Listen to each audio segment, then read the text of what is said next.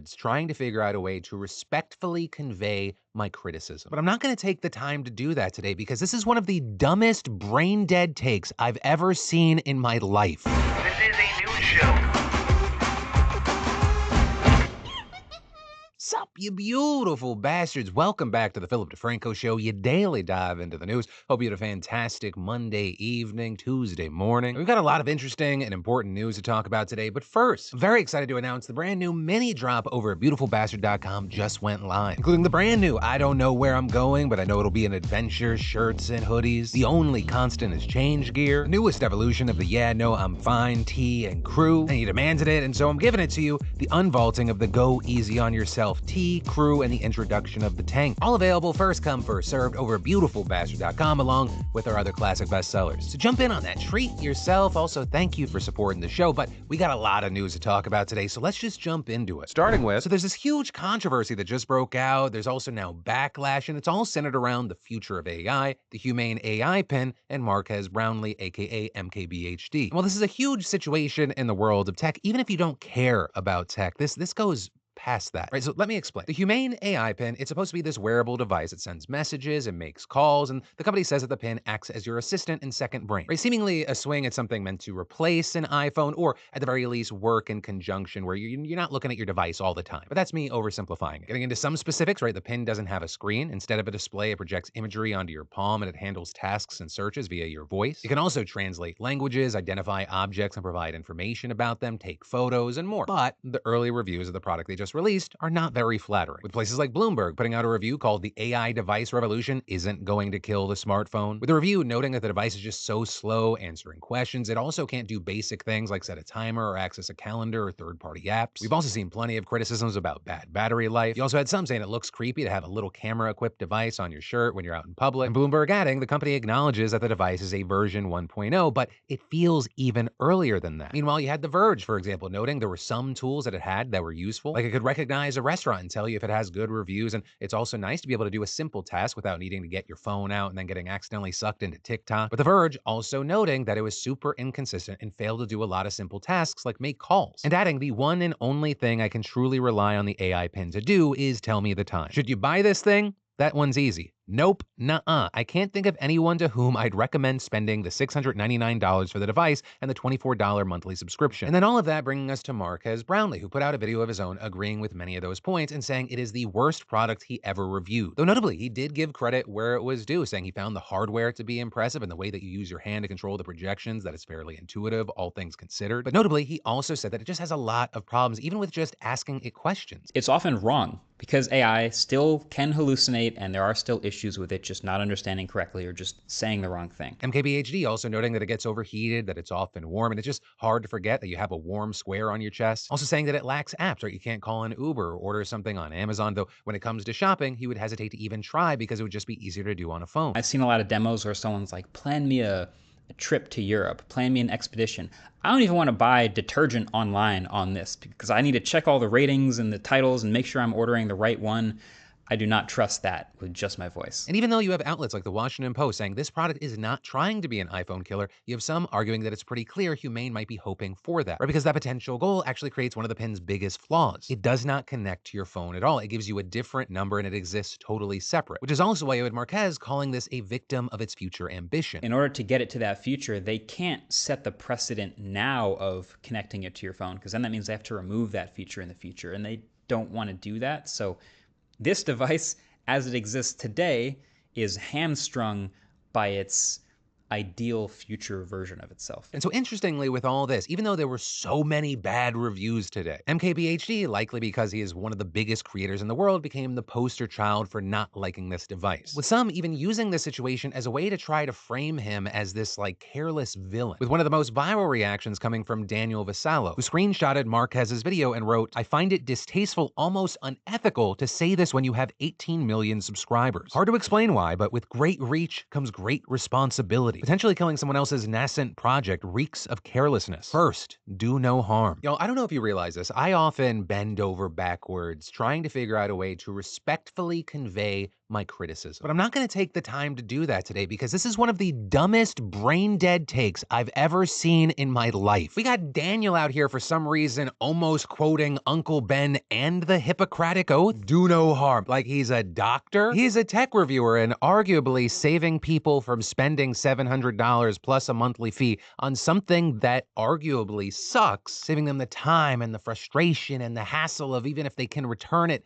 like that could be seen as a social good. And Marques, for those that are unfamiliar, if you watch through his stuff, you can see he's not one of these people that loves to shit on products. Which, you know, when it comes to review channels or critics, whether it be in tech or movies or TV shows, games, whatever, you have a lot of those people who love to tear things down. That's not MKBHD, which is also why his negative reviews stand out so much. And you don't even have to just take his past videos as a way to go like, okay, where's this guy at? In the actual video that Marques put out that you're so offended by, he goes out of his way to split the review into two parts. What it is, what it's supposed to do, its capabilities, like, hey, tell me what's in front of me, and it's pointing out cameras and the carpet and that thing. And then separately, his own real-world experiences with it. And as people like Trung Fan have pointed out, like, that is to Humane AI's benefit. So when I see Lex Luthor from Wish just going like, I can't believe MKBHD would do no harm, Marques. Like my man Omni rightly pointed out, Marquez's only responsibility is to himself and, more importantly, his audience. That is who at all times he should be going out of his way to make sure he does not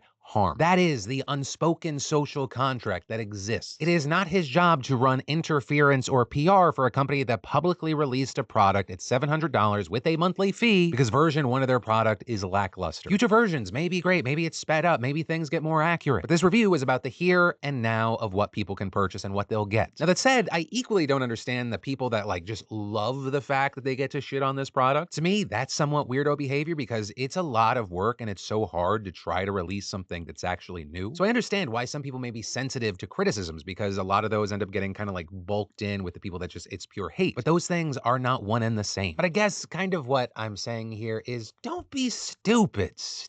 And then this news out of Australia is horrible because on Saturday there was a bloody rampage at the Bondi Junction shopping mall in Sydney with this 40-year-old man running around with a large knife stabbing 18 people, killing at least 6 of them. With people seeing video of him chasing horrified shoppers taken from an upper level, shopkeepers giving shelter to bystanders, locking their doors, some people trying to block off the attacker, others coming to the aid of victims, risking their own lives in the process, with that including this lifeguard who described the scene to 9 News. And this lady, there was just so much blood. I've never seen that much blood, and she had blood everywhere, and me and 2 other members of the public and a few police, we were just looking for wounds, and we were just sort of trying to stem the bleeding as we could. And as I looked up, I looked down, and there was just multiple victims sort of like 50 meters apart. And included among those injured was a 38-year-old mom who was stabbed while trying to shield her 9-month-old baby from the attacker. But despite her best efforts, he still wounded the infant girl, with reports describing how the mom, who was bleeding out, desperately clambered into a nearby store and handed her baby off to a group of bystanders. And then, as another witness recalled to Sky News, almost everyone who was nearby heard what happened next. We heard the gunshots. I'm not sure if it was 4 or 5, but we heard gunshots, and that's when everyone just ran.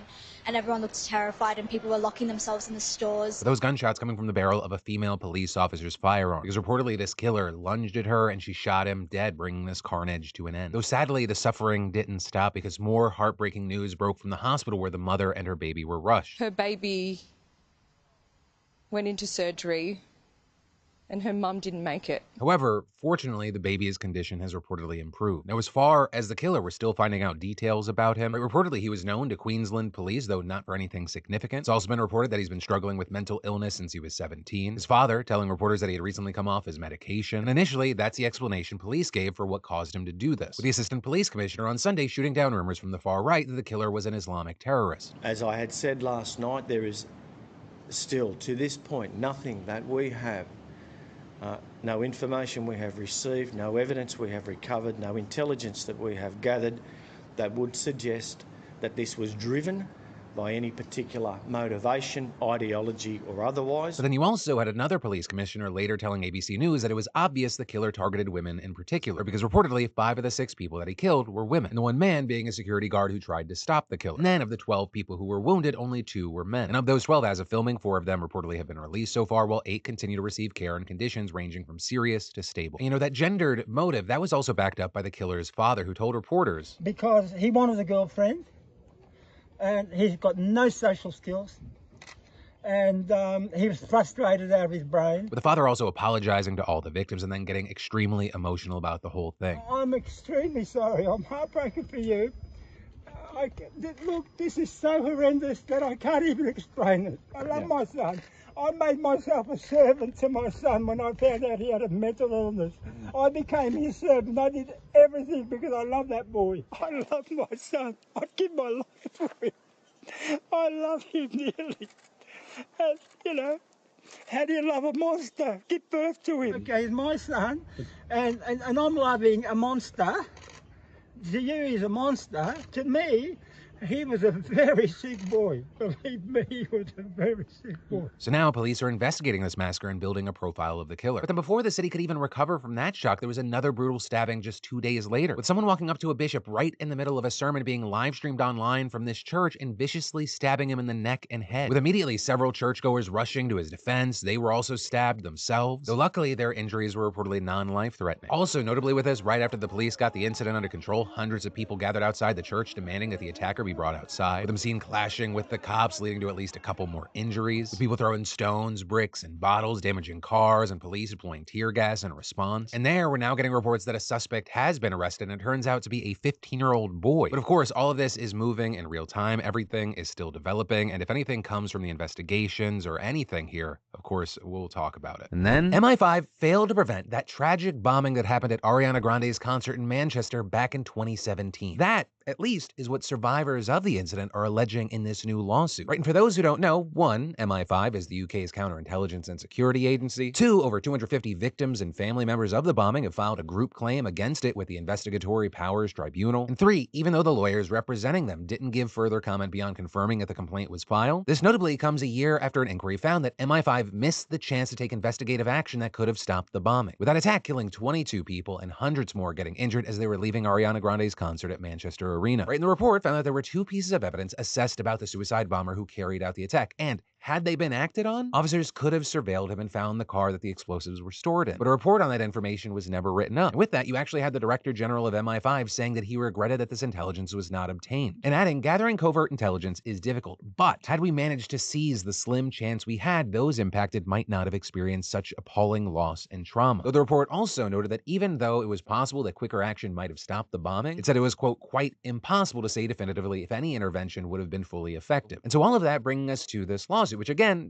there are very few details out so far. But you did have the New York Times reporting that this actually appears to be the first time MI5 has been sued for failing to prevent a terror attack, with it noting that holding security groups accountable, it's incredibly difficult. For example, families of 9/11 victims have tried for a long time, but they haven't had tons of luck. But with that, you also have places like The Guardian noting that the families of those affected feel like they have to at least try. Pointing to comments Andrew Roussos made last year, right? He's the father of an 8-year-old girl who died at the concert. And he previously said, it's the only way to learn. Everybody learns by hitting them hard in the pocket, I'm sorry to say. At 2017, we were at the highest alert and everyone was warned of an attack in this country. So if they would have learned lessons, they wouldn't have allowed the attacker to walk into that arena. So yes, MI5 have, for me, most of the blame. But whether that argument has any weight in the legal world or even out there in the court of public opinion, we'll have to wait and see. Though for one of those, we won't have to wait, because I'd love for you to leave comments down below on what your thoughts are here. And then, for any of you focused on getting your business off the ground, creating a place to share your homemade goods, or even a personal blog, I got a great solution for you. And it comes from, and I want to thank the fantastic sponsor of today's show, Squarespace. Because, I've been partnering with Squarespace for years now, and I have to say, it is just so easy. There's nothing to install, patch, or update ever. And creating a beautiful website with Squarespace's Fluid Engine is so easy. You just drag things where you like, no coding necessary. And if you need a starting point, Squarespace has a bunch of great professional templates. You can even sell custom merch easily. Squarespace will handle all the production and shipping. Plus, with Squarespace, you get access to all their marketing tools and analytics, and their award-winning customer care team via email or live chat 24/7. So go check it out. See why so many others love it. See why you're gonna love it. And start your free trial today over at squarespace.com/Phil. Just make sure you enter an offer code Phil to get 10% off your first purchase and let them know we sent you. And then, it's not just you. We have the president of Colombia openly talking about World War III. But not for anything having to do with Colombia itself. Instead, it's about the potential for escalating violence between Israel and Iran to lead to a bigger war. Right? And that connected to Iran over the weekend launching what many are calling an unprecedented aerial attack on Israel, which according to the IDF IDF included the firing of at least 350 drones, missiles, and rockets launched by Iran and its allied groups in Iraq, Yemen, and Lebanon. Though notably, 99% of those were intercepted by Israel, the US, or other partners. With a 7-year-old girl living in an Arab Bedouin community, which notably is not recognized by the Israeli state, being the only reported injury. And so the reason that this is considered an unprecedented attack has nothing to do with it being deadly or damaging. Instead, it's just the fact that it happened the way it did at all. And that's because this is actually the first time Iran has launched an assault against Israel from its own territory. As you know, Iran and Israel have been involved in a so-called shadow war for decades, with Iran largely acting through groups like Hamas as well as Hezbollah and the Houthis. And this is a key part of Israel's strategy, being targeted assassinations of Iranian military leaders and nuclear scientists. And ever since the October 7th attacks, and in the midst of Israel's ongoing war in Gaza, things have started to heat up, with the most significant escalation before this weekend being when suspected Israeli warplanes struck a building that was part of an Iranian embassy complex in Syria, with that attack killing several Iranian officials and leading to Iran's supreme leader speaking before a massive crowd, calling the attack a violation of international norms and vowing revenge. And so now that Iran has actually followed through on those threats, everyone's freaking out, right? Because there is a fear that this could be the thing that finally plunges the Middle East into a wider regional war. So with that, you had the UN holding an emergency meeting on Sunday, and Secretary General Antonio Guterres saying that the Middle East is, quote, on the brink. The people of the region are confronting a real danger of a devastating full-scale conflict. Now is the time to defuse and de-escalate. Now is the time for maximum restraint. Also at that meeting, you had Israel's ambassador to the UN urging the world to stop ignoring Iran's crimes and take action there. And all this as the Iranian ambassador claimed that Iran had only attacked military targets in the occupied Palestinian territories, adding that Iran was committed to de-escalation and avoiding regional conflict, but also saying this: if the U.S. initiate military operation against Iran, its citizen, or its security and interest, Iran will use its inherent right to respond proportionately. And so that brings us to, the U.S. response. And to start there, Biden released a statement on Saturday condemning the Iranian assault, also announcing that he'd bring together fellow G7 leaders to coordinate a united diplomatic response to Iran's brazen attack. And that meeting actually took place yesterday, with the emphasis reportedly being on non-military actions that would, quote, limit the prospects of a wider war. With that, the G7 also releasing a statement reaffirming support for Israel and accusing Iran of, quote, provoking an uncontrollable regional escalation. Which, is a pretty odd choice of words when the whole point of the meeting was ostensibly to control the regional escalation. But anyways, and perhaps more notably, Biden has reportedly said that the U.S. will not participate in any offensive action against Iran. And he's been on the phone with Netanyahu, privately advising the Israeli PM against attacking Iran as well, apparently arguing that Israel successfully demonstrated its military superiority this weekend, making a further response unnecessary. But of course, whether Netanyahu actually takes Biden's advice, that remains an open question. As I'm recording this, Israel's war cabinet is still weighing its options. And though Israel has reportedly told the United States that it is, quote, not looking for a significant escalation with Iran, one Israeli official has also vowed to, quote, build a regional coalition and exact the price from Iran in the fashion and timing that is right for them. And in general, there's a lot of disagreement over what the best way to avoid escalation actually is. For example, Nomi Beryakov, an expert on Middle East politics, told the New York Times that Iran has made it, quote, abundantly clear that they consider the attack over, and that the response should at most be an attack on Iranian assets abroad, but not in the country itself. But speaking with the Associated Press, Bradley Bowman from the Foundation of the Defense of Democracies cautioned against being too soft on Iran. And though he didn't specifically advocate for direct strikes on the country, he did say the U.S. should make Iran, quote, regret this attack. We all want to avoid a regional war,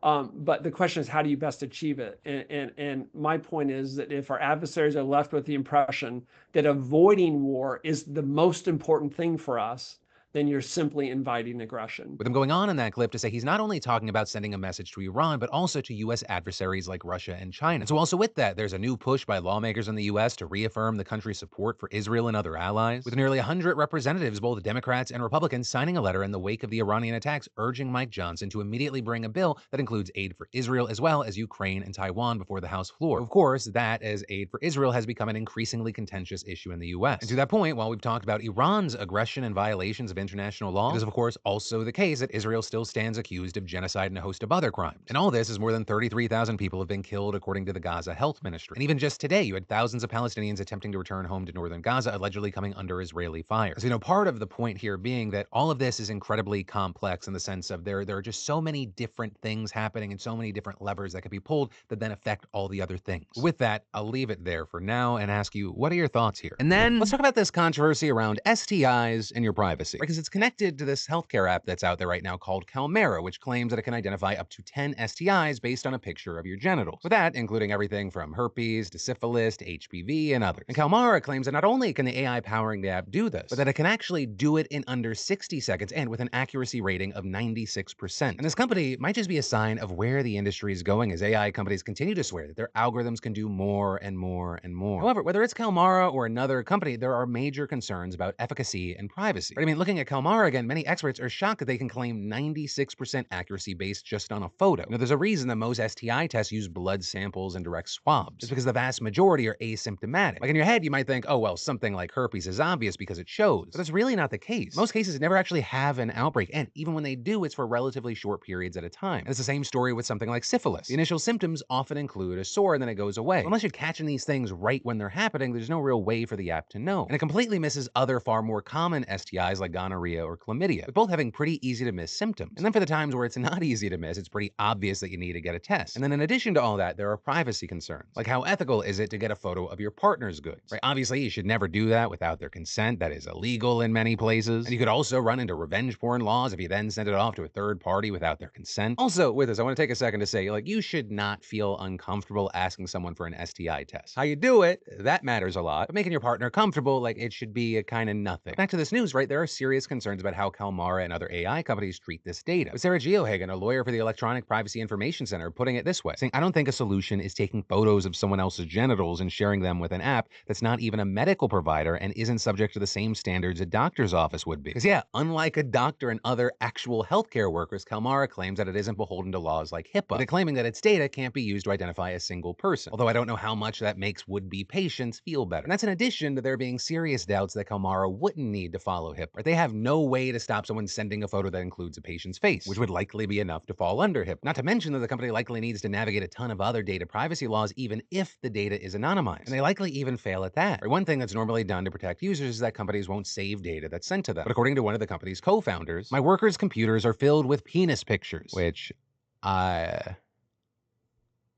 on top of that, there are real concerns that Calmera and HeHealth, another app made by the same company, are vastly overpromising about their app's capabilities. Right? And I don't just mean because of the asymptomatic nature of these diseases like we talked about, but also because of the data that it was trained on. Right? In a preprint from March, they claim that the AI from both apps was trained on original images of 5 diseases. And those images coming from patients in India, Sri Lanka, Singapore, Australia, the UK, and the US. And so that number might have stood out to you. They said 5 diseases. But the company claims they can identify 10. So people have the question of, well, how can they identify 10? And adding to the doubts are the fact that many of these images are synthetic, meaning that they used other AI imaging models to make up photos of diseased patients. So to be fair, this is more of a gray zone when it comes to training AI. On the one hand, it's not real data, so there are fears that it could skew how models are trained. But on the other hand, proponents say that using realistic synthetic data can help fill in gaps in data sets where it can be hard to get that data and not run into privacy issues. And notably with all this, you have the company behind the apps claiming that their capabilities have been vetted by 30,000 users. Although again, that doesn't really solve the other problems with the company. But Carrie Lenning, who's a privacy researcher at Castlebridge, calling Calmera's privacy controls a sheer unmitigated disaster in a massive report about the company. The big concern, though, is that it's just the tip of the iceberg and that we're on the verge of a bunch of companies claiming that their AI-powered programs can promise the world. Though again, that's not to say that AI won't have its uses in healthcare. A lot of prestigious and serious hospitals and institutions like UC Irvine are looking into how to leverage its power. And in that case, they're exploring how AI-powered conversational health agents can help sift through patients and more quickly get to the bottom of what a patient's concerns and needs are. And if done properly, it could heavily expand how many patients hospitals can see and how well patients can be treated. And it's clear where the world is headed as companies like NVIDIA, whose hardware and AI powers much of the tech, are now looking into shifting their focus to medicine, which also isn't surprising considering it is a $23 billion market and just growing. But the big difference is that they're generally not using this to diagnose patients like Calmera is, and they're not rushing to put it out there. And really, anything using this tech, especially in diagnosis, would likely need a lot of peer reviewing before its use was considered safe and ethical. And all of this kind of boils down to that classic thing of new tech. It can be amazing, except for all the cases where it's not. And often, the times when it's not, it's because things are rushed and people are looking for a quick buck. But we'll have to wait to see how all this plays out. And then, before we get into the final segment here, I just gotta say congrats to Riley M., the first Daily Dip winner of the weekly $500 giveaway towards any tickets on SeatGeek. Because as a newsletter subscriber, Riley wins $1,000 instead of just $500. Because again, SeatGeek and the Daily Dip are still giving away up to $1,000 in tickets, and you should definitely enter today if you haven't already. Just add code PDS to your SeatGeek app profile for a chance at the weekly $500 prize. No purchase necessary. And $1,000 prizes are available to Daily Dip subscribers subscribers who add code PDS newsletter, doubling entries and winnings. So get in on that, you're welcome. And also that brings us to the final segment, comment commentary, where we dive into the comments on the last show, see what y'all were saying, what you were sounding off on, which on the note of sounding off, there were a lot of comments about Jesse Waters. If you're making $20 an hour to work at a fast food restaurant, all right, is that six figures? Are you making no 40 grand? With a lot of people like Mr. Stars saying, Jesse Waters making $5 million a year, yet laughably struggling to do first grade level math really makes me believe you can truly do anything you want in this world. You had Scorpion saying, people like him grew up to rich parents in private schools and the jobs were lined up for them. You can do anything doesn't work for everyone, especially if you're out of luck and your parents are poor. Which I will say two things. One, while I can't speak to Waters, I will say you will always in this life come across a lot of pull yourself up by the bootstraps saying, but Nepo baby living motherfuckers in your life. And connections and who you know play big factors no matter what your life is. But also, too, and this is not universal, I'm speaking more kind of like generally, I am someone that believes that almost anyone can do almost anything. But I will say it is for a very cynical reason. You know, being in this very fortunate position that I found myself in over the past 15, 20 years, I've come across and I've gotten to speak with a lot of very, very successful and very wealthy people. And while, yeah, you have examples of people that came from nothing and or like they're just so fucking smart or so fucking driven, there's also just a lot of people that have no idea what they're doing. Trust me when I tell you, do not waste your time worrying about imposter syndrome. Blind confidence or the presentation of confidence trumps almost everything. In so many facets of life, actually being qualified for the thing, usually not a requirement, scarily enough. And I say that as someone that I wish I had that. But yeah, I'll just leave that one there. And then the final thing I'll mention, just because it got fixed, Tony Ruiz said, I'm surprised your episodes aren't on Spotify in audio format. Great work though. And I also got a number of tweets over the weekend going like, Phil, did you remove your stuff off of Spotify? No, we didn't remove it. It should now be back up. Without boring you with all the details, we're in the midst of changing a number of things behind the scenes, with that including how and where we upload the show, that being YouTube, Apple Podcasts, and Spotify, as well as creating a hub over at phillyD.tv. It's where we're going to start posting show notes, include a link page for like all our sponsors, having a hub where people can find all our content, as well as offering other stuff that I will mention next week. Don't worry about it for now. Just know that I see your comments and requests and stuff like that, and we're working on things. But that is where I'm going to end today's show. As always, thank you for being a part of these daily dives into the news. Also, friendly reminder, grab some of that new gear over at beautifulbastard.com while you can. Some shirts and hoodies are going to be vaulted somewhat soon. But main thing, just remember, my name's Philip DeFranco. You've just been filled in. I love yo faces, and I'll see you right back here tomorrow. You on my mind a lot. Don't need no time watch. I don't know how I got you in my pocket spot. Yeah, that's babe. Miss you every day. You like my oxygen.